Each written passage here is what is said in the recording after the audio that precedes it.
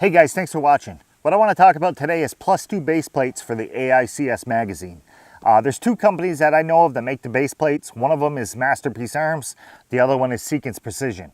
If I had a Masterpiece Arms chassis, I'd probably go with a Masterpiece Arms base plate, but I don't. So I ended up by going with the Seekins Precision base plate, and I'm pretty happy with it. I ordered a couple of these last week, and I've had a chance to get them to the range a few times. And as far as function or reliability, I don't see any difference at all.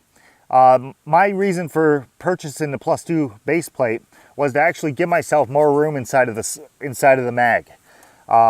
Once you load one of these magazines up with 10 rounds, especially with a factory action like a Savage or a Remington, you're going to realize that the first couple rounds coming off of stripping off the 10 round magazine is going to be pretty hard, and you actually got to work it. When you get up to a stage or in a competition, the RO is going to tell you to get on target. You're obviously going to bolt back, insert your magazine. You're going to look through the scope, line up, and get your target in sight.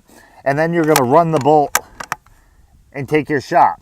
If stripping that top round off that magazine is hard or gives you any sort of issue, it's not smooth, it's going to throw you off target, and you're going to have to realign that sight picture, and it's going to cost you some time and could cost you the stage.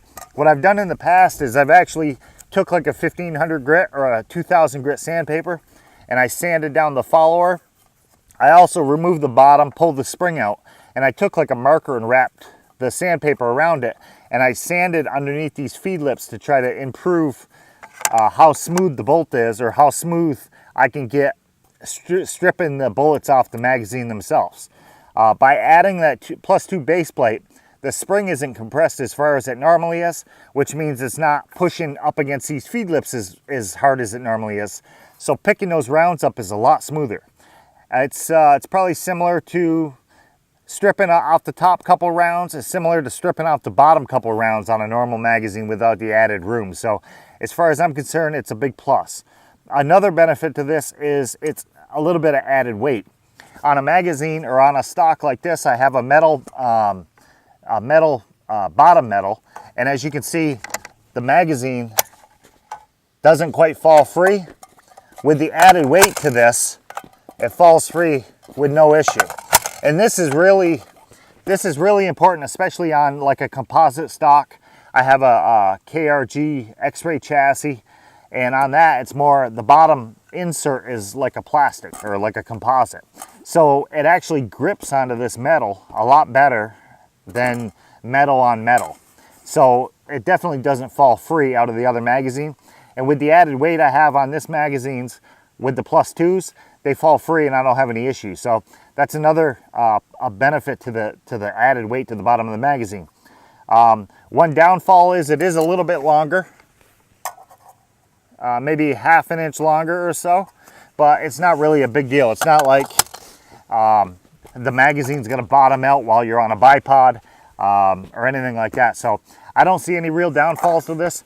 I've had it, like I said, I had it to the range a couple times, and it functions great. I'm going to run these a few more times to the range and see how they do. But as far as any hiccups, I don't think it's going to happen.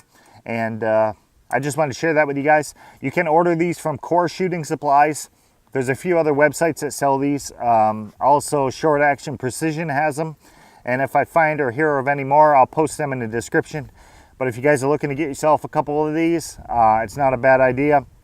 If you're shooting at a range or out behind your house or whatever, you can run a full 12 rounds in these and still have fun. So it does have benefit.